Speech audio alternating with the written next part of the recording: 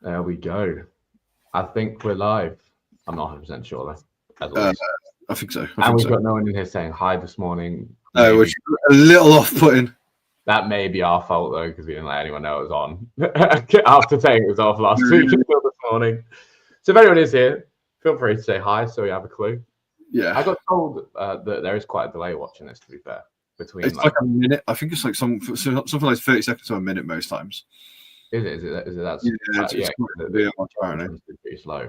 I don't know if it depends on like your browser or anything like that. But it says we've got 4 people in it. Big. Juggles. Nice. Early this morning. Let's go. Nikki's here. Beautiful, but lovely. Okay, we have people. We're back. Hello. Why have we got to come in and say I look tired straight away? That feels unnecessary. I am, but that's not the point. I went away for the weekend and I'm absolutely knackered, to be honest with you. I'm so tired. I went down to Devon for a golfing weekend with my friends, or with my friend, and I don't know how old people play golf. Like they say it's an old person sport where you can just rock around to you're like, 60, 70 odd. I'm knackered. I'm absolutely fried. And I had a golf buggy and these people walk around like it's no one's business. So I'm not sure how they do it, but I am tired and I slept terribly because in the little village my friend is in, there's a church right next to his house. And they love God there.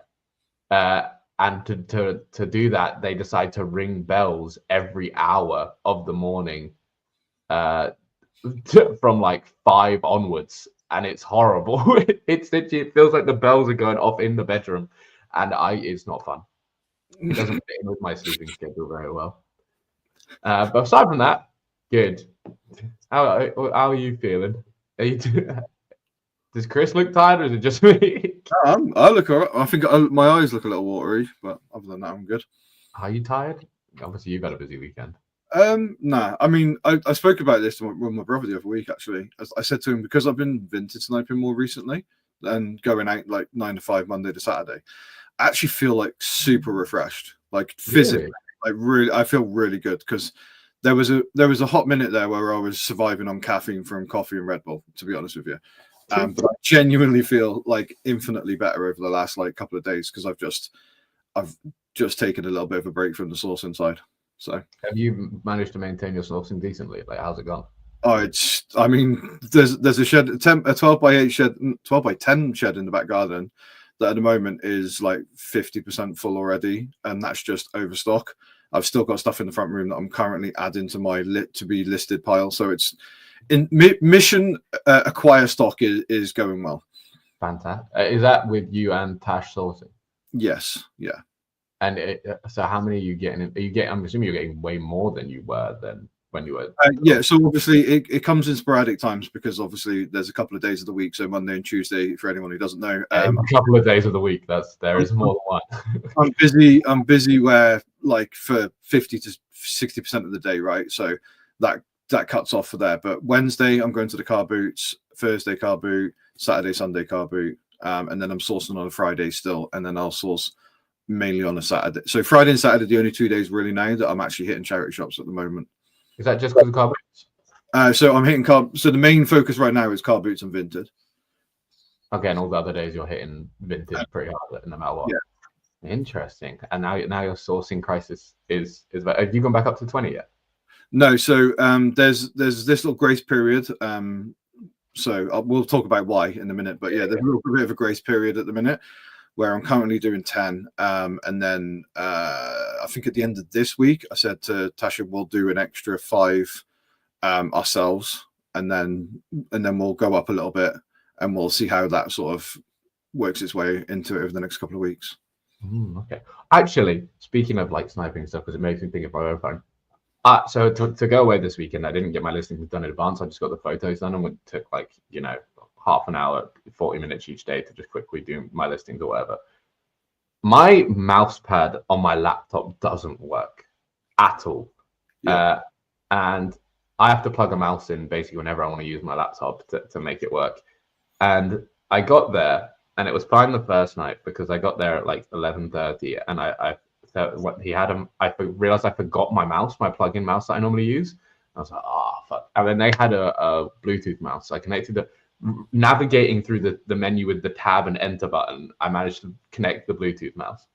And then the next day I went to do my listings again, and I couldn't connect the Bluetooth mouse again because it had already connected, but it wasn't automatically connecting to my computer. And this sounds really stupid, I know.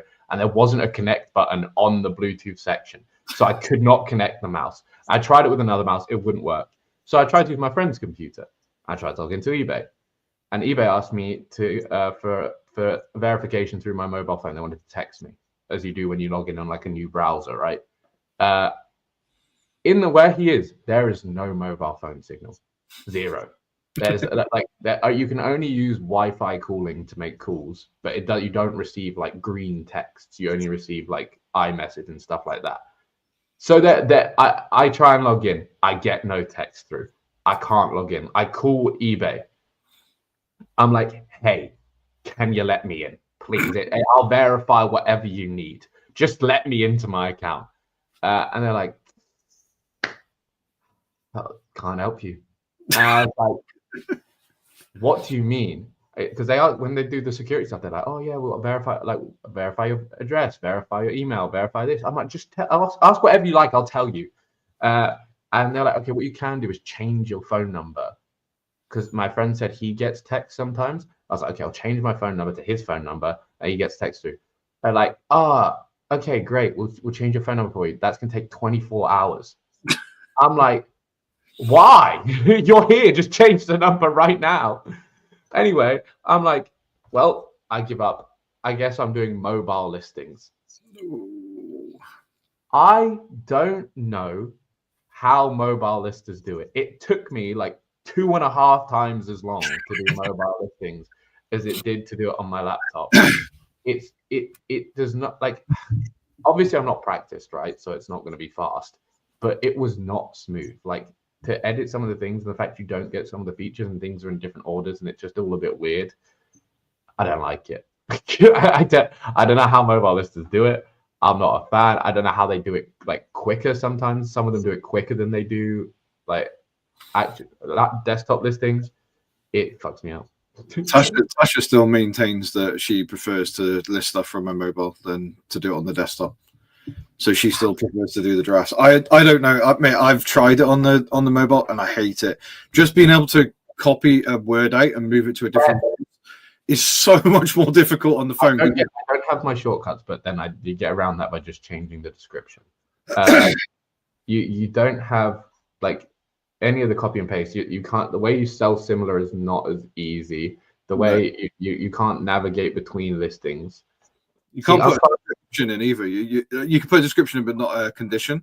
So if you want to put the condition in the description, that's fine. But then if you want to put it in the condition, you have to go onto the computer to be able to copy that bit and then put it in. Oh yeah, so I had no conditions at all, basically. Jacqueline said, I'm faster at listing on mobile. I hate this. I don't know how. It baffles me, honestly. I'd actually like to see a screen recording of someone who does banging mobile listings. Yeah. Because I don't understand. I don't understand how it can possibly be faster, to be honest with you. SKU on mobile is like at the bottom of the item specifics, is it? And scroll right to the bottom to get to the bottom of the specifics box, like not the first thing under, which is really helpful. Yeah. Anyway, that out of the way. that was my rant for the weekend. That was the fact that eBay couldn't help me in that to do mobile listings. Today, so obviously we took out last week because I had some stuff going on, and then the week before that, we did how we would start and how we would get to now as quick as possible. And now, today, we're going to do where we are now and how we're going to get to the future as quick as we think it might be possible, or how we envision it looking. So, right, the reason this is a good topic at the moment, or we thought of it might be a good topic at the moment, is Chris is making some very big changes in how he does things and kind of trying to set himself up for the future, I'd say, right? Like because people aren't too happy about you doing it now, but it's you're trying to set yourself up for the future, I think. But yeah, we're basically going to get into what Chris is doing at the moment, and then talk about generally how we think about things and what it might look like going forward, and what our plans are individually to get things moving in the right direction, I guess. So, Chris, what you got going on? Right. So I hired somebody to do my this for me, and this is where it gets controversial, right? Because there are plenty of people that can do 20 listings a day, right? Picture, source, draft, the lot, right, on their own. And obviously, I already have Tasha, so she was doing majority of the, well, if not all of the listings, like draft wise. And then we would alternate and do a little bit of the pictures, and she wouldn't source. It was the sourcing was up to me. However, moving forward, as we wanted to increase the size of the business and try pushing forward with the listings, going from 10 to 15 was easy. We were at 15 for a while, and then we went to 20, and nothing really broke. Everything was sound, except we just I couldn't physically like solo get the stock in.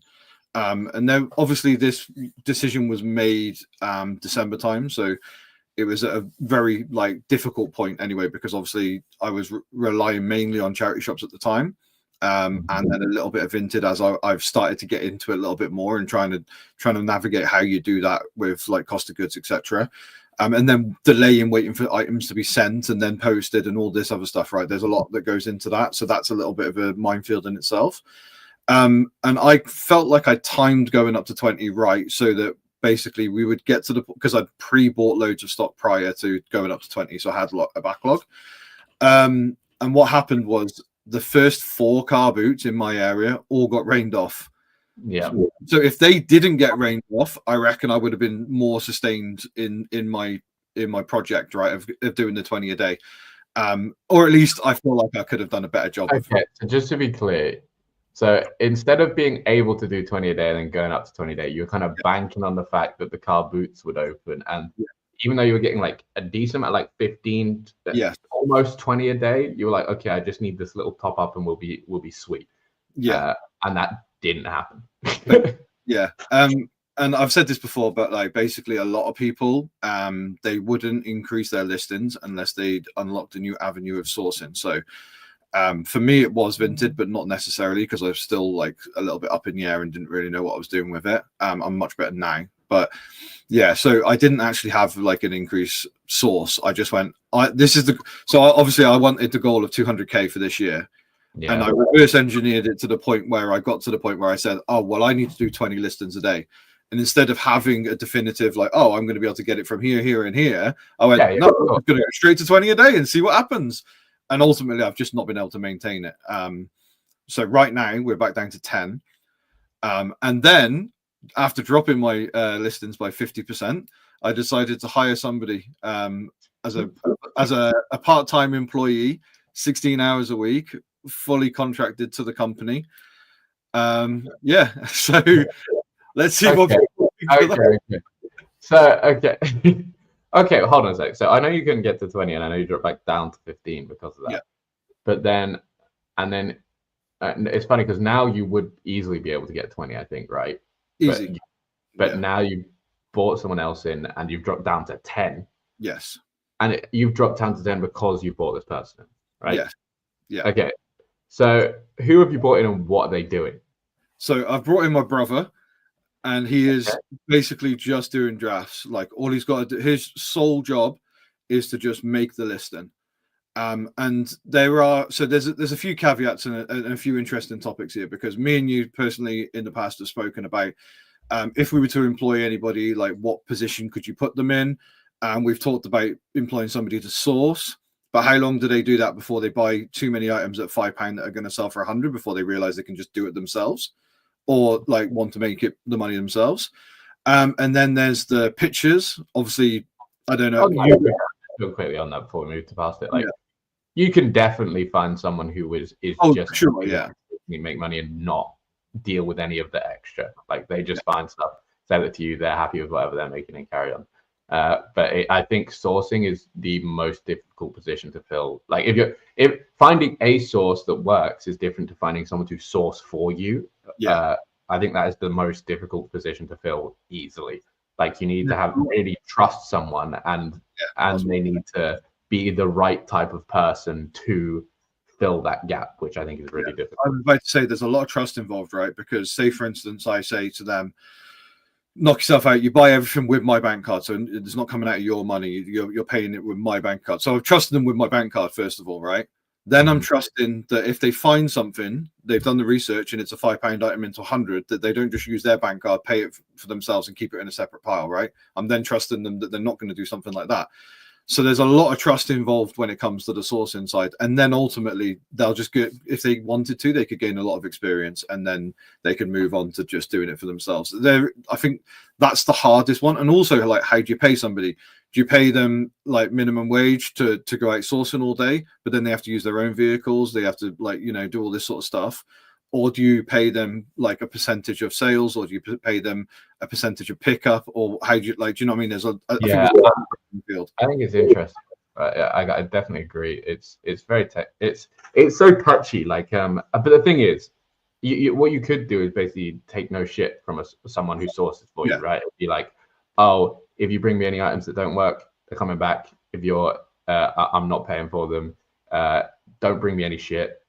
And then and take this really like kind of firm approach. But the fact is, it's not like you can find someone to easily replace that person here at the level we're at anyway. It's not like they're falling from the trees. Like, it's like if you find someone to source for you and it works, it's like a gold mine. It's like, and ultimately, like, there's limited amount of people, right? Because essentially you'd have to find somebody who's willing to do it, probably in a somewhat local area.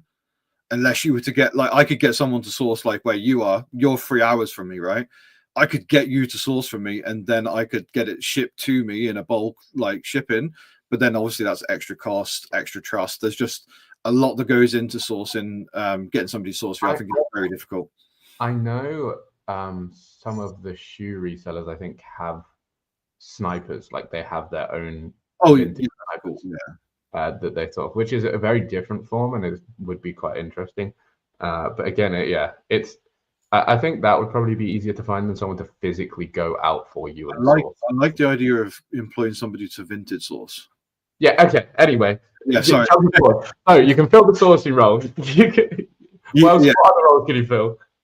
So ultimately for me, I was like, anyway, ultimately for me, I felt that I still wanted to do the sourcing part. It's the most fun part. It's the most enjoyable bit. It's the bit that make me fall in love with reselling. So I was like, right, that's not an option, right? Then you've got photography. You can get somebody to just do the pictures for you. Benji, it's a little bit different for you. You've got like a space where somebody could come if you were in the area, or if you trusted them that they could come outside of you being there, and they could do the photos for you. You could teach them that process, and that's a very doable thing. For me, I'm in my house. Obviously, if I was to employ my brother to do it, then it would be okay. I'd be fine with that, obviously. But he also at the moment doesn't drive, etc. So there's like a little bit more of a faff with that. I could take the items to him, and he could photograph there, but then the setup wouldn't be as good because I've got a dedicated photo station.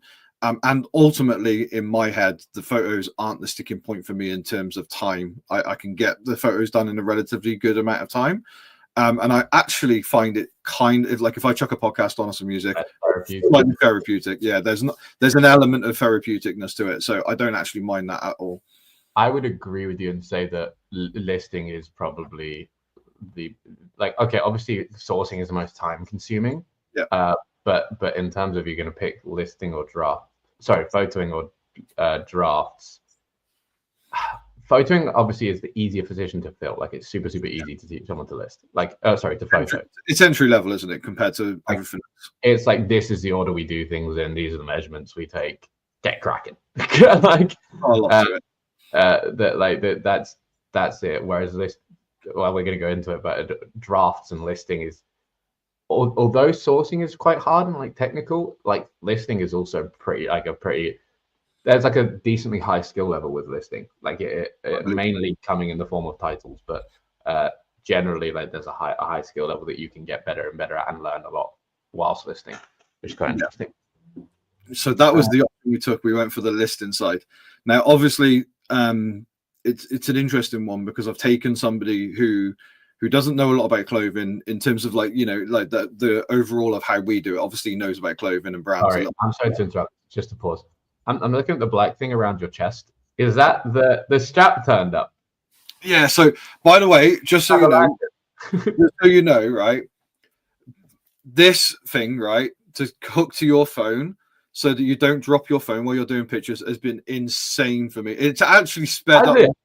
It's sped up my photography process, right? Because when I've got my phone and I haven't got this, I'm trying to find pockets to put stuff in, and like with this, I just drop my phone, I move what I need to do, take the new picture, mate. It's sped up. It's good. I love it. By the way. Jet lanyards, they're great. Yeah. Anyway, sorry. I hadn't seen it. Where was I at? So yeah, I've taken somebody essentially who doesn't know. Essentially their ass from their elbow in terms of like a title structure. If I said Lagan looked to him 2 weeks ago, he'd looked at me like I was mental. Like, do you know what I mean? Like, no clue whatsoever. Well, I actually thought about this like really long and hard, and like when we've spoken about like how we would employ somebody to do this, that, and the other, I actually think I prefer this way. Now, this whole process is going to take a long time. Like, to get the nuances of everything, I'm looking months. Like, this is an investment for months, like years. Like, this is a thing, right? But I actually think if I've got somebody like yourself, say I had you, right, and you were a quote unquote like average reseller, and you were just banging up titles left, right, and center, and you weren't really paying too much attention, and then I came to you and said, I'll employ you, but this is the title structure I want to use. At some point, when I start pushing the pressure on to speed up a little bit, you're just going to revert to type, and you're just going to go back to the old listings or not as good as well. Because I've looked at this, and I've done this in management before, where if you have somebody who's done it in a previous job and then you bring them into a new one, they revert back to type of wherever they were last time. Whereas this person that's coming now it's a completely fresh slate. So you're saying you take someone. So if you take someone with experience, it's harder to kind of coach out their habits. Yes, that they've got, because they'll have very built-in ingrained ways of doing things for the most part. Versus you're talking about you're building what you want from the bottom up, so they're not going to have any. You're just working on a clean slate, and you're kind of build it. They're going to be able to do it exactly how you want as you go along. Yeah, that's interesting. Okay, I didn't think. I think it's definitely more. It's probably not as bad, right? Like, there's definitely some like just to alter how they're doing things a bit from someone experienced, because they'll know the difference. Hopefully, like if you take, depends who you take, right? Like it's very different. But if you would take somebody like high level, you wouldn't have to. Ultimately, I know that if I'd have took somebody mid-level, high level, or low level, there would have been a speedier entry, right? I'd have been able to get this done way quicker, and I would be able to teach them what I need to teach them, and hopefully there's enough common sense there that it works, right? Mm-hmm. But I think this approach is molding I'm molding my own listing into what I want it to be just through somebody else. And I mean, I've shown you've seen we went over my business and my store in a call on the reseller group. 50% off your first month. It's still active. Yeah, you got 50% off for another 3 days if you want to join. Also, sorry, you're going to turn that back on. Obviously, we're keeping it, right? What's that? Sorry. Oh, it's at the moment it's until the 10th, and then we'll decide what we're doing. Renew the code. Okay. Yeah, there's a couple of thoughts I had on it, so we'll discuss that after. But yeah, so basically we went through our store, and I showed some of the drafts that James had been doing in terms of what we've done, and I actually do think that I think overall there was a positive in terms of like the structure was good. There was a few good keywords. Obviously, everything's not going to be 100% perfect throughout the entire thing. And that's fine, because obviously at this point we're 7 days. He started on the 1st, he did 8 days before. We're about 16 days in, right? So we're just over 2 weeks. So there's still shed loads to learn. I haven't sent him all different types of stuff. It's been very women orientated. Obviously with the summer coming in, there's a lot of like linen and Oscar and lug and look. So he's been able to repeat the process pretty well. But the draft structure in general hasn't been bad. And as we're going, so basically what's happening is he's sending he's making the drafts and stuff, adding all the photos in, and then before they go live, I meant to give them a pre-check. He's also pricing for me, and doing all this stuff. So yeah. So just from a outsider perspective, obviously we looked at Chris's store and we looked at the titles James was doing, and for someone who is new and just hasn't been going long, he's learned a lot quite quick, and like generally like there was a bit of confusion with where, like, for example, what to prioritize at points in time, and some of the keywords were obviously quite basic ones because obviously he's not going to be able to apply them all. Even still now, I do the same thing. Yesterday I think I put like summer and like simple things for some stuff just because I was trying to get it done.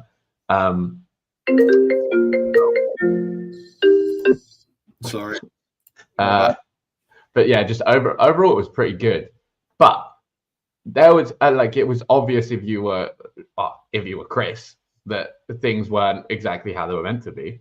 And Chris is meant to be the reviewer here. He's meant to go in and he's meant to look at James's listings before they go live and before he clicks the button and be like, okay, this needs to change. I'll fix this quickly or this and this.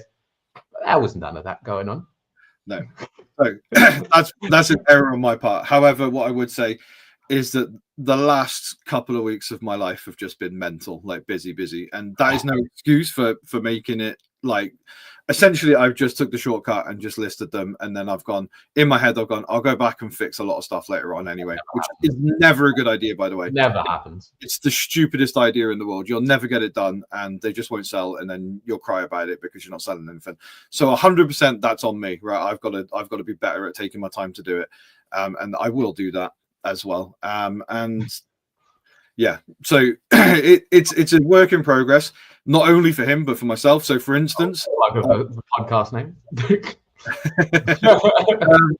And pure reference, I actually miscalculated how many photos I needed because I did 70 for the week, but I realized I actually needed 80 because I needed to send him some on Sunday for Monday morning so that I was ready for Monday morning. And I didn't do that. So yesterday, because we'd done a couple of extras in the week anyway, I actually just said to him, don't worry about doing any listings today. I've sent him stuff for today so that he's going to do it for tomorrow. But ultimately, he didn't even have to do 10 listings yesterday, which is what he's paid to do. He actually went through and changed a few of my current titles, took out the apostrophes, added sizes in the correct areas and stuff, and changed a few bits and pieces for me.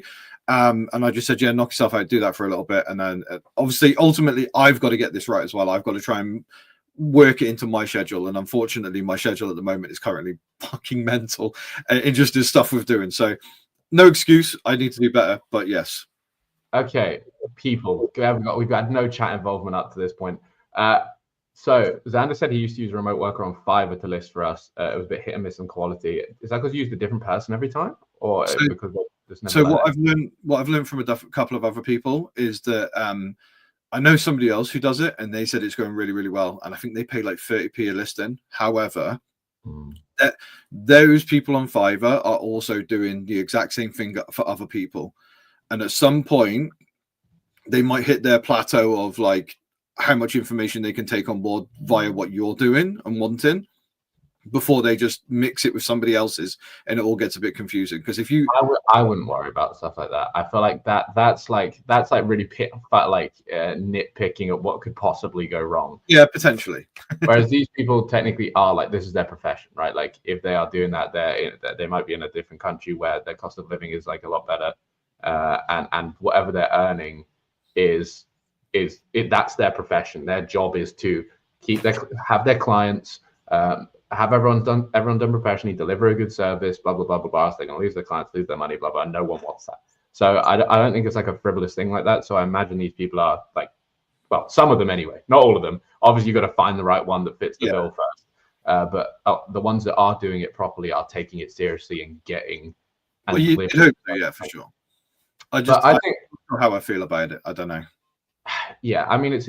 I think I was talking about this yesterday actually, and again, it's like in a minute topic, but I think in eBay reselling, it's viewed quite solo a lot of the time, and it feels very strange, or it feels like you shouldn't. And also, I feel like sometimes Can you mute your notifications?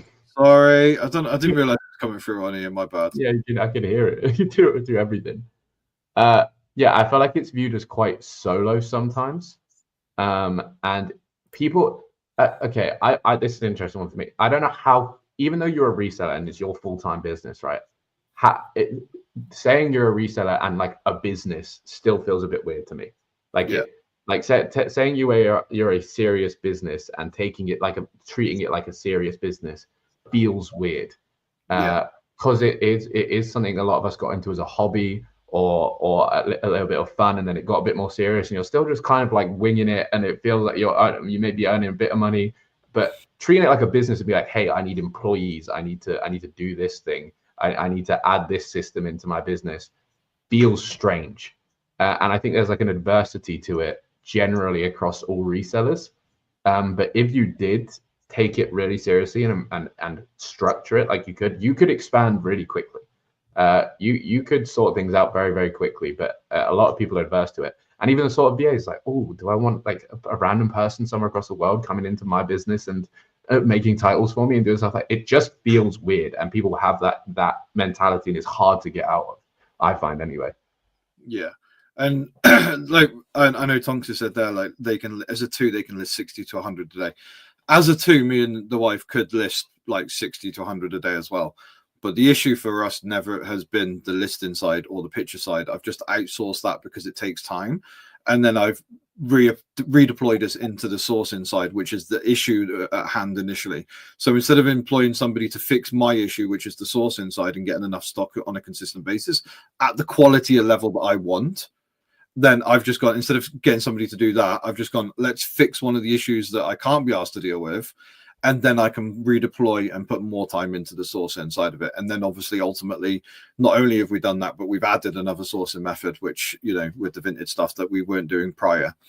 And it's interesting because before you said that sourcing was an issue, and that's so you needed to figure that out, and you didn't have enough for Tash to do 20-day sourcing by herself.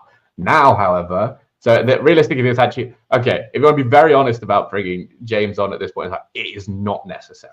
Like, and not a good idea. Like right now, if you took my accounts into consideration, the amount I'm listing into consideration, the amount I'm selling into consideration, it is a god awful idea. Like right now, I have been brutally honest about this. Like after all wages are paid and everything is paid and all of the money comes in, I will probably be running for the next 2 months at a zero profit after being paid myself. It'll be break even, right? But I never got into doing this to make loads of money initially, right? It wasn't a plan. It was to pay a wage and not have to worry about working for somebody else, right? That was my initial plan. So the fact that I'm currently not making any money, or I won't currently make any money through the business, I'll still be able to pay the wages and do all the things like that, doesn't actually bother me whatsoever. My mindset has changed in the last like year or so of doing it, where I do want to make loads of money and I want to move on. In my head, I'm happy to take this hit for the next 2-3 months, maybe 4 months of just breaking even. And then as things move along, then you can ramp it up a little bit. And then in 5 years' time, in my head, we can be at a position where we're making good money on a repeat basis, and we'll have everything in place. You know, it might not even be 5 years; it could be in 2 years, right? Like it ultimately, it depends on how quickly I've got some stuff in the works, like with sourcing, with potential like warehouse, rack house type vibe that could really bring in a lot of stock in the future as well. And the connections are starting to ramp up, so that's cool. And I just think that if I can nail down. And even if he is capped, I've said this before, but even if he's capped at 25 in terms of like how many he can do, right? I know that Tasha could do 20 in a day. That's 45. And if he won't be capped at 25. No, but like I'm just saying, like from a even if it is, yeah, okay. Obviously, I'm only paying him for 16 hours a week. So if it takes him 32 hours and he does 20, like then obviously I've got to pay him more. So however many he's capped for how much I'm paying him, essentially, is what I mean. And then obviously there's a chance to increase the employment and make it so that he could go up to like the 30 a day or whatever. But then I know that like if we source in different ways, Tasha could also do 20. And then if we're sourcing in slightly different ways, I could even do 20. So my cap then turns from 20 to 25 in terms of it, all the way up to like 60, like 70, 80 potentially. And then obviously as time goes on, we're working on sourcing methods. I can focus mainly on sourcing now. And that isn't just going out and sourcing, that is trying to develop relationships, trying to work out new ways of sourcing. We had a sourcing call the other day where I didn't think about, I was told about 3 different sourcing methods that people have tried to do. Whether they failed or not, they're good ideas. And I'd never thought about them in a million years. And I wouldn't have thought about them in a million years. So like just implementing different sourcing methods and stuff like that as well. So I like I said, I get it, right? Like this is a long term. Do you know what's interesting about this business, right? And quite a few online businesses nowadays, like if you take a restaurant, for example, as a business, like starting a restaurant, they run in the red for like 2 years. A long time. Like it's rough. They run in the red for like 2 years till they start breaking a profit properly. So running flat for like a couple of months in this is like, although it's not the seen thing to do, and people like you don't like realistically you don't have to in this business because of how it's set up. It's not like the worst thing in the world, and if you can pay your wages and whatever, that's fine. I wanted to add, sorry, that it was a very opportune, like things happen in the situation with him that meant that this was doable, but it was only doable for a certain amount of period of time before the opportunity went. So ultimately I had probably like 2 or 3 months maybe to make this decision before things changed in a way that meant that it wasn't even going to be a feasible thing. And I felt that smashing this out for a couple of months and just hitting the zeros was probably the best way in my head, rather than lose the opportunity. Sometimes you don't want to lose like a crazy good opportunity. Do you know what I mean? Yeah. So I get it. Like I do get it, right? Like this is a future. Like people would disagree, and people say there's different ways to do it. And it's not necessary now. There's 2 of you already. You figured out your sourcing. Right now, you and Tash could probably do 20 to 30 yourselves, pretty much. But hopefully, what this does do is once that's implemented, you free up a lot of your time and stress after. Because Tonk said something earlier. It's like when you're checking their work, you're doing double the work. Why not just do it yourself and save the money and time? Because that is an investment. You doing double the work, quote unquote, is an investment in the future where you don't have to. You do none of the work on that side of things, and you can exponentially grow on the other side.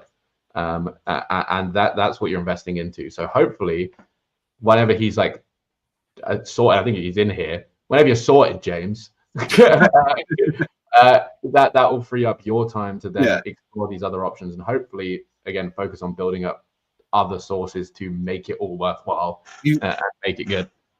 He's also been he's been very open and adamant that he wants to be. He's like, because I said, I'll always check and stuff. He goes, yeah, but the point is, like, I want to be at a point where you don't have to check. You don't have to. You can just trust me to just do it, list it, no worries. Because I think he's concerned slightly that maybe you'll price something too cheap, maybe you'll overprice something and it won't sell, blah blah blah. But ultimately, like I've sent him a couple of screenshots of things that have sold that he's done the title for. He did the title and the pricing for the Ralph Lauren, one I showed you I got off into the Italia one.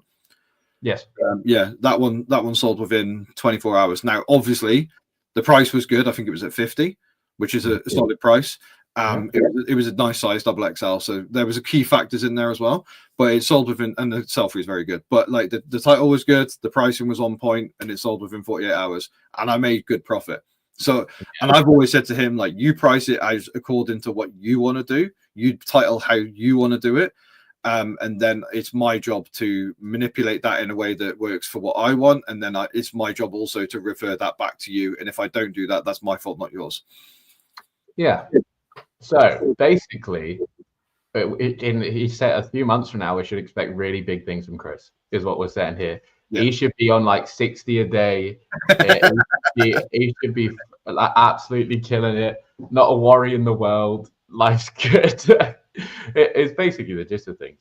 Yeah. Can I just ask for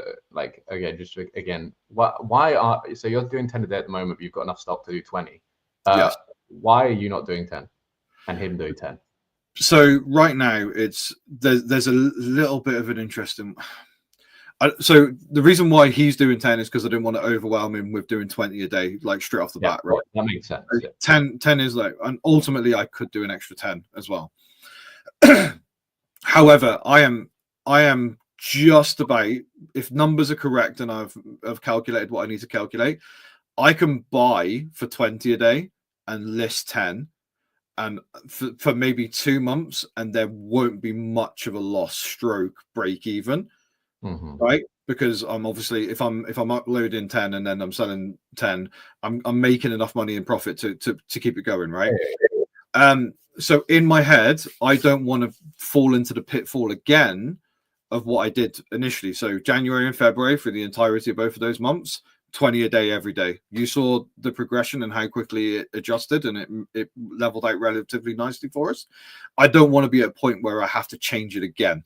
So I have literally gone to town on buying bulk. I'm not bulk as in like buying bulk, but I'm buying a lot all of the time. You've seen the car boot pictures. If you follow me on Instagram, I'm buying 50 items from one car boot, maybe 30 from another. I'm also sourcing online. I'm getting shed tons of stuff delivered to me through Vinted. And obviously, when it comes to cost of goods, like the Vinted is up here and the car boot's here, but it kind of brings it to a middle ground, right? So it's not actually too bad. But ultimately, the answer is I don't want to go back to the point where I have to come down again once I hit 20 this time. So, and I've said this before, like if you need to up your listings, sometimes it's not a bad thing to drop it a little bit before you go back up. Okay, why do you think you'd have to go back down now? Well, just because, look, swings and roundabouts, right? There's elements of a lot of things. So one of them is I could potentially get banned on Vinted. I buy and list on the same account, so maybe there's an element of me like could be some issues with Vinted. Car boots get rained off all the time. You only need, if I'm getting, say I have 2 car boots over the weekend, right, and I get 70 items. That's half of it on a 20 a day. That's half of the listings wiped out off the face of the earth, right? Like they just don't exist anymore. Is that where the majority is coming from at the moment? So car boots, but that's because I've focused heavily on car boots and I've not gone to as many charity shops, because the ratio at charity shops at the moment is really difficult. It's like I'm going to 20 charity shops a day and I'll be doing 9 to 5 and I'll get 10 items maybe. The quality is not there, the quantity is not there, and the time and effort that goes into it is ridiculous. So this is why I'm spending a lot of time on Vinted, and I'm spending a lot of time. Like my brother was like, I don't know why you get up at 4:30 in the morning to go to a car boot and walk around the fucking field. Are you mental? Blah, blah, blah. He came to one with me. I filled up 3 IKEA bags, and he's like, this is like having 700 charity shops on your doorstep. I'm like, yes, that's the point. You go there, you get as much as you can of the good, the quality, and you go. And that's it. Fair. Do you know what I mean? Okay, just to go back and cover some people quickly. So Shell Saruni is asking, do you not count earnings as a wage, as a making a profit from your business? So yeah, so basically at this current moment in time, I'm running at about a 30 to 35% profit margin, right? So on 10 grand, I would have about 3 grand profit, but obviously then I pay wages into that, etc., etc. So there's a little bit of profit for the business, but then the wages come out. So for me personally, I only say that the profit is what stays in the business, right? The rest of it, like the wages for me, is coming out. So that's not a profit. You're a cost to the business essentially. Is that actually? Yeah, that might be. Yeah. So basically, I actually don't know the technicalities of how it works. If you think about it, if you're Morrison's and you've got 300 employees and you make £1 million, you've still got to deduct all of the wages, because those wages helped you make that £1 million. And you've got to deduct all of that before you, and then you. This only applies if you're a limited company. If you're a sole trader, it's a completely different ball game. Whatever your profit is your wage. Everything's everything. Yeah. Yeah. Tonks left, but he said he wants to get his son involved whenever he can after they move house. Vinted has just made their first profit, and Chuggles backed up and said it was a year or so ago. Vinted announced a profit. I think apparently it's rare for companies that focus on reusing stuff to make a profit so quickly. Different market entirely, but I'm sure Uber as a company has never made a profit in its entire history, which I'm pretty sure is true as well. But a lot of these companies do this manipulation to make it seem like they don't make a profit, so they don't have to pay tax and blah blah blah blah blah. Okay, future wise, okay, an interesting question with this, right? So obviously you're setting all this up. What if reselling goes to shit? So in what part? What sort? Because how do you actually see if you're looking at reselling and eBay and Vinted in the direction they're all going? Do you see resellers like us kind of being pushed out a bit, or do you see there always a place, there's going to be a place for the next like 5 years? People talk about AI, people talk about other things, and people talk about how eBay are trying to bring in companies to do reselling themselves. All these sort of things that should heavily impact our place in the market and what that looks like. Does that appear at all? So in my head, right, this has been an ever evolving business for decades, right? Like 10 years ago or 15 years ago, you didn't have Google Lens, you couldn't use your phone to do comps, whatever. You know what I mean? You were struggling with everything, and now we've got all of the tools in the world, right? And ultimately, actually, in what you may or may not have seen, or something that I've heavily paid attention to, is actually the difference in the last 6 months. Just 6 months ago, I was able to walk into charity shops and get a decent amount of stock, decent quality on a consistent basis. And what I'm speaking to more and more charity shop managers now, they're getting less items, they're getting less quality, and they're getting less quantity. And realistically, and one of the reasons why Vinted has become so popular with people that do what we do in terms of buying and not selling, is that a lot of the people that were donating to charity shops are now going, free pictures, chuck it on Vinted for $5. And you do that with 100 items of clothing, you get some good money, right? You get like a 500. Whereas a charity shop, you're just dumping it off and you're leaving it. Now, this isn't across the board. Obviously, I know you pick up some great items in terms of brand name quality, but in general, the decline over the last 6 to 12 months, I can guarantee you felt it. I know you have. I felt it heavily. So there's funny. I don't know if it's just how I started or that I don't really know what charity shops were like too much before Vinted, right? Yeah. Like I like, you talk to the managers, they're like Armageddon has occurred. Like there's been a war and this is the fallout. And the charity shops before, and you hear it from all the community a lot of the time. But obviously the community generally complains about a few things all over the place a lot of the time.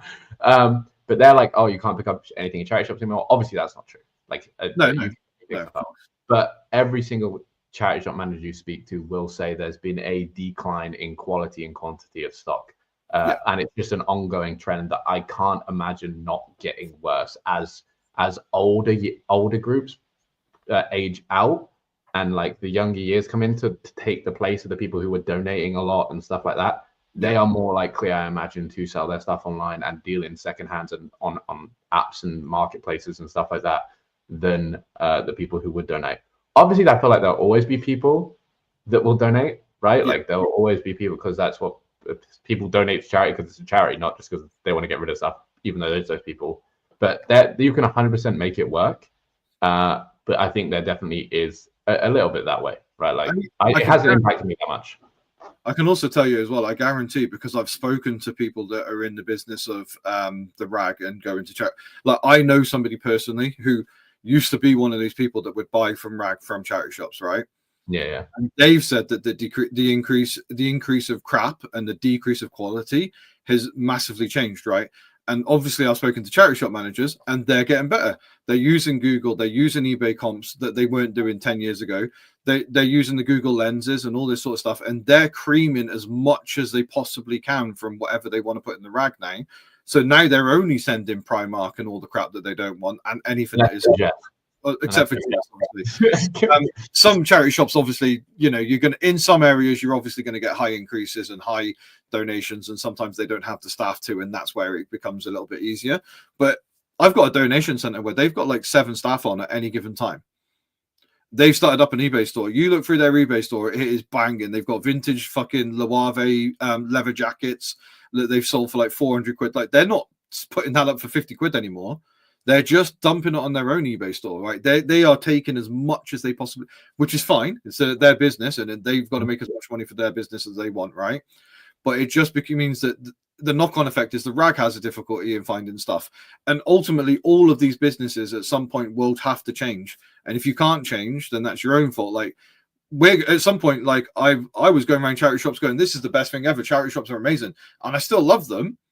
But right now, if I was to do 7 days a week charity shopping every single day for the entire time that I possibly can, and I was to do Vinted at the same, like the next week, I would get infinitely better quality, and I would get infinitely better, more quantity than anything. So you've just got to take yourself to the place in which there is vast amounts of the better stuff, which is what I say about the driving as well, right? If you're not living in an area that you don't drive more than 45 minutes from your house to do charity shops, right? Because you're in an area where you don't have to. I'm driving 2 hours away from my house to go and do charity shops because my area isn't consistent enough with the quality I want. And that's kind of just the basis of the business. You have to kind of just go where everything is. Yeah. So, for example, so obviously charity shops go down, Vinted comes up, right? Like, new opportunity presents itself, and you'll see that through everything, right? One door may shut and things may change, but a new opportunity for sourcing completely arises through the loads and loads of people that do vintage sniping do amazingly, right? But again, no matter what in all of this, I think right now charity shops aren't a problem. We're talking like future down the line, like I think it will slowly suck away at them, and it might be more and more difficult. And I think it's not even that it will get to the point where there's nothing in charity shops. I think it will get to the point first where charity shops like, wow, we're not making money this way how we used to be. We need to do something different. And I can imagine that happening at some point. But because, for example, I know loads and loads of shops that have shut down. Like they've culled a load of their branches. Like 15, was it 15 or 20 scopes recently? Like the branch scope closed like 15 stores across the country. So like it's going to happen. Yeah, it's tough. But again, I think the goal in this job and in every job and every marketplace is to adapt. Like, you have to adapt to what's happening. You have to move. You can't stay, especially in this age where everything is super fast paced. Like the developments that happen, the changes in categories and fields change really, really quickly. And you need to be able to work with that and use those sort of things to your advantage as well. And for example, on the eBay front of side of things, where we talk about AI coming in and making, for example, listing and everything super in buying. Like, that's the scary thing, is that eBay AI will be able to buy, AI will be able to list for you. That means everyone can process a million times more. The bigger companies are going to have a bigger opportunity because they've got the cash flow to deploy to make it work and all the infrastructure ready, blah, blah, blah. But there'll still be a space for someone like us. Like, there's massive supermarkets and there's local supermarkets. There's massive chains of things, and then there's little mom and pop shops around the corner that do all right. I think the opportunity will change, and if you want to be like right at the top, then you've really got to be pushing for it to be on the forefront. But even with all these things, there will be space somewhere for anyone like in the market. Like, reselling is a career as old as time. Like, it's like one of the first things. Trading and whatever is like one of the first things people have ever done. But it is scary, and things will change. I think it will become harder. Like, everything will just become harder, not necessarily sourcing either, but reselling and like competition wise. I think things will become harder, even though it might be because it's becoming easier to sell, and because it's becoming easier to process all these things and do all this stuff. It will be more and more difficult, in my opinion, anyway. And something Tech used to say was, it's like every year it gets harder to make the same amount of money. Especially as well. If you add inflation onto it as well as the difficulty, like, it's crazy. But it's never been easier to resell than it is right now, but it's also never been harder. I think it's it's those oxymorons, right? Like, everybody's doing it. There's loads of more people doing it. People are getting better and better, which means it's harder to find the stuff, but it's also easier to know what you found when you found it, because you've got all of the tools available for you to be able to work out whether it's going to sell quickly, to price your item correctly, to find the item if you've got to Google Lens it or whatever. Like, all of these tools are here making life so much easier for us. But yeah, it's also very hard. It used to be like a big skill thing, right? Like, a lot of things, like, technology takes the skill and the effort out of it as such, so it makes it like much lower entry level, and that's kind of what happens as you go on. And Jess is saying, why don't you actually ask a charity shop manager, ask them what? in terms of, are we talking like how's business going? Are you guys shutting down? What's the quality? I've spoken to a lot of charity shop managers, and a lot of the ones that I talk to are very open.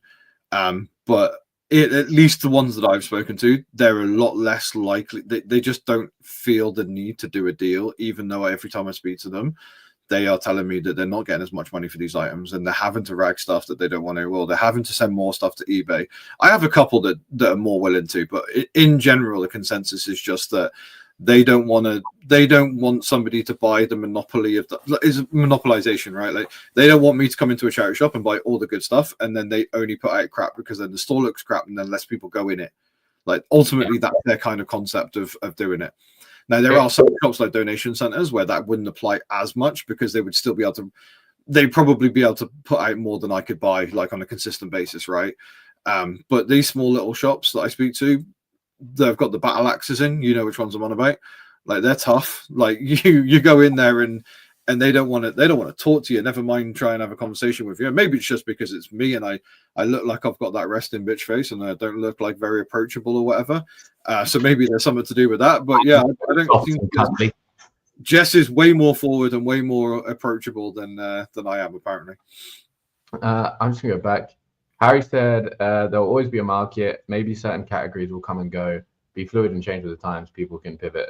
We'll always find out. It's funny. Harry also shares exactly the same way as like what I think. Yeah. Retro reselling. I heard a seller at the car boot yesterday refused to haggle because I can easily sell it on Vinted. I've had that a couple of times. Yeah, that's why I hear that all the time. But that's been a thing since eBay's been around, right? Like, oh yeah, it used to be eBay, now it's Vinted, right? I think because it's easy. He said easily sell it on Vinted, right? eBay's like, oh, I'll get this for it on eBay, but they're not like, oh yeah, I'll easily throw it up there. It'll be gone if I want it at this price in like no time. Whereas Vintage is like, yeah, I'll throw it up and not worry, it won't be any trouble at all. I wonder what effect AI will have for Amazon sellers. Theoretically, it could be trained to spot online arbitrage opportunities, purchase them and get them sent to the prep center. 100%, like 100%, like big people will move into the space and make use of AI because it will just be such an obvious opportunity, I imagine, whenever it gets to that point. Easy to get started, harder to perfect it and compound it. Harder to perfect it. I don't think it's harder to perfect, because I think there's so many resources to help you perfect it. But okay, you imagine there was no comps, no Google Lens, no reseller group, no YouTube, like no Instagram community, none of it, and you had to sit there and figure out what the fuck you're selling, right? Like, you have to sit there, you have to go out and buy, you have to learn your knowledge from like magazines and stuff like this, hopefully, and you have to figure out what you're selling. You have to trial and error everything. You got to figure out the title structure for yourself. You got to figure out literally everything from the ground upwards. You have to perfect all of that by yourself. Whereas now there's so many resources to assist you in doing what you need to do that it's actually crazy. And it's actually, so Andrew again says we've got an advantage, right? Being in the field for longer. That is true. Like, in terms of contacts, where we're at in business, we all learn a lot more and hopefully moved on to the next stage before the people that started catch up to us. But there's examples all over the place of people that caught up very, very quickly. And again, because this isn't an infinite, like, I'd say the biggest part of this, like the biggest part of reselling that comes into it is the contacts part that he says is the relationship side of it after a certain point in time, because you can build all the foundations and that can be learned quite quickly. But then the skill ceiling after that is the relationships, it's the contacts, it's how you get stuff into the business, it's how you make that operate, it's the infrastructure, all that sort of thing is like the skill ceiling, because everyone can kind of get to here at a reasonably decent pace, but breaking past this, which is the thing most people struggle with, including ourselves, right, is the difficult part. And making it into, if you really want to, like a big business, like a proper business. I say proper again. To see, I say about the way, like I'm saying, like it's not a proper business. It is, but if you want to make it into like an employees thing, you want to be earning hundreds of thousands a year, like you have to break through this ceiling, and that's where things become very difficult, and that's where experience pays off. and that's where you're really going to start moving forward and changing things. I also think that one of the biggest things that lets people down in terms of breaking through that ceiling is just the consistency and the effort that they put in. Like ultimately, some of the biggest, some of the people, I know a lot of people, for instance, that are very good at doing what they do, but they don't do it enough. And that is like personal. There's a lot of personal things in there, like where they want to be and what they want to do. But I know people that could be infinitely better than most of the people that are at the top of the game right now, if they just wanted to do a little bit more. Some of them don't want to because they're happy where they are, but some people just can't be asked as well. So it's like, I was watching like an Alex Hormozy clip like that came up the other day, and he literally said like intelligence and being smart is nothing to do with success in business. It's like being willing to endure things for longer than anyone else. Yeah. And like that implies that you're grinding and blah, blah, blah, like proper grinding, but it's not even just that. It's like, just do it for long enough. Like actually just stay consistent and do it for long enough, and you will generally most of the time see results. And I'm really bad for this. I am someone who gets to like a certain level and then, well, previously in my past, and then skips to something else. Because I'm like, oh, I like doing that. I did that. I'm kind of bored of it now. It's okay. And then I'll jump to something else. And then build it to the same level and jump to something else. And this is kind of where we're at now that I need to break past, which is like I've built it to a comfortable level. I'm earning a decent bit of money, nothing crazy. Instead of switching to something else, you just need to up this one a little bit more. Yeah, I need to do this for longer and get to, instead of get to like, level 3, I need to break through it and get to levels 5, 6, 7, and that should put me in very good stead for everything else in life. But again, you got to get through it and stay consistent and get it done, which is hard sometimes. It's difficult, and that's why not everyone's successful generally. Like it takes effort, and effort is in short supply sometimes. Yeah. We didn't really get into anything on my side, or generally even your plans for the future, right? Like obviously you're talking about you brought on someone now to generally make the future easier, but what do you want the future to look like and stuff like that? We might have to go on to next week because we're now out of time. Yeah. Resting bitch face with the multicolored outfit combo. Yeah. You are quite confusing. Who did Tash post a story of you yesterday? Yes. Where you were literally, you look like I had the Coogee style jumper, the Rab jacket, or the Rab gilet, and then my Lucy and Yak trousers. Yeah. It was bright and beautiful. Thank you very much. Give someone 5 minutes having to deal with stupid questions on Vinted, and they'll be straight back to the car boot. I totally get that. Yeah, because Tommy's basically saying if you're going to sell it on Vinted, go sell it on Vinted. Yeah. But for the effort to pack, post, have it arrive at your door, surely you have to pay a little more about the service compared to a no refunds car boot sale. Yeah, I mean these people that say this sort of thing, like I don't know if they'll. Some of them do it, right? I know a seller at my local boot who does both. He sells at the car boot loads, and he puts loads of stuff on Vinted, and he is in no rush now. Like I taught him how to look up comps once, just to cause problems for the rest of the community. And he took that and he's like, oh yeah, well that's good. Like and he went on Vinted and started selling stuff at reading prices. Like, yeah, I sell handbags, I sell all sorts of things really, really fast. But he still does both because he doesn't want to full time do all that. It's not the same outlet of stock. It's not the £500 in a weekend by just turning up. It's a full time thing. There's a limit how much you can earn before you whereas the car boots you can earn as much as you want and nobody needs to find out. So that's an added one as well. Yeah, it's all very true. I've got the same I've got a contact at the car boot, and she gets a lot of stuff so she'll get like jackets for £2, trainers for £5, and she gets all that, and then she just picks what she wants, and then she'll bring like bales to me, and she'll save bales for me to go through when I get there. And then I'll be like, oh yeah, I can't do that on that, or I can only do this on this. And then she goes, oh, I'll just chuck that one on Vinted, because she sells on Vinted as well. So if I don't, she still works with you, like, and she still works with you. She still works with me, and she's happy. I've bought really good stuff off her in the past, like really good stuff, but she's happier to get it gone because she can go to this warehouse that she goes to, the rag place that she used to own it, and now she doesn't.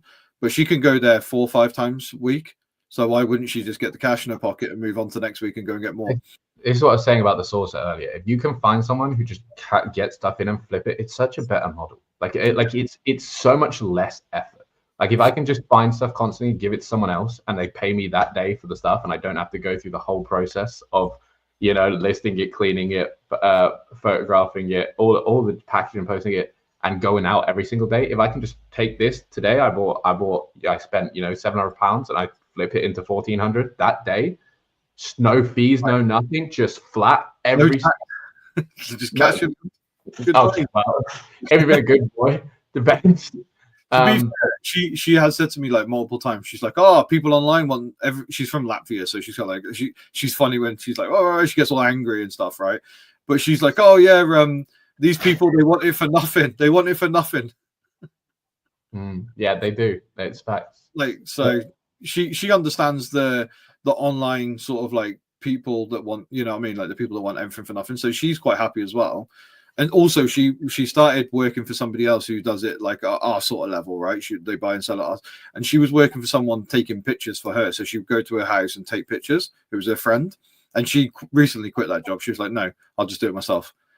So she wants to do it herself, but then doesn't like the hassle of having to deal with the people. So then ends up selling it to me at the car boot instead. So it's a really weird concept, but it's working for me. I'm getting like 30 pieces off her most days. So people, all sorts of people doing all sorts of ways to go about things. But I like that model, honestly. And if you could find the supply for it, I think I'd take that over this any day. Like just all you have to do is send out one big shipment of stuff or a few big shipments of stuff every day and call it a day. Or if you do it like you do it and someone comes to you directly and takes it from you, then even better, you do even less work. But that's a great contact to have, to be honest with you. And you need to those are the sort of people you want to find for the future. Yes. With all this being said, when can we check back in with you for an update? How long do you want to give yourself before you should be at a different place, and all of this should be a blossom of it? I think 4 weeks. Within 4 weeks, I'll be back at 20. Okay. And then after that, a lot of it. I'm not going to do the thing of going, I'm going to go up to 30 or 40 because I need to make sure that the source is there first, which is something I haven't done previously, clearly, because this is why I'm paying for it a little bit now. But yeah, I think once I can nail down, ultimately, like I said, right, I've got so much more time, not just to source, but to try and work on different sourcing methods and build relationships and do all these sorts of things. So realistically, within 6 months, I should be up in my listings again from 20, theoretically. You'd be in a pretty good place. Yeah. So we'll see. We'll check back in with you towards the end of the year at some point. And see how we're doing. But yeah, that's where Chris is at. If you think he's stupid or not, let him know. Please let me know in the comments. Like the video, subscribe. I'm side note to this. Well, from that, I'm very interested in talking to you about what, obviously it's your brother, so it's a bit different, but how that employee relationship and setting everything up and what it looks like generally was quite interesting to me because I don't know anything about it and I don't know. Obviously, you've now been through the legalities of how you should do it. So I'd be interested to talk about that and what all that looks like when on your accounts and everything in the future. Not that that's for here, but generally. I'd also like to point out that if you are willing to hire family, you have to be willing to fire family. Just take that into consideration because although me and him have spoken about it in depth, quite seriously, but also quite jovially. And he's already said to me, look, if this doesn't work either way, whether it's for you or for you, I'm not doing what I need to do. He's been very open and been like, no, cool, just tell me and we'll call it at that. But I also have fired, I've talked about it before, but I fired my other brother in the past in a company I work for. And if you employ family, you have to be willing to fire them. Just remember that. Yeah. Okay. I look forward to seeing it grow. Tommy's Ryan's, don't forget to like the stream. Don't forget to subscribe. So if you're here and you're new and you're not subscribed, feel free to subscribe, please. Even though I don't know, I enjoy this regardless. Yeah. But yeah, we'll be back next week, probably with a little bit of a continuation and not sure what else.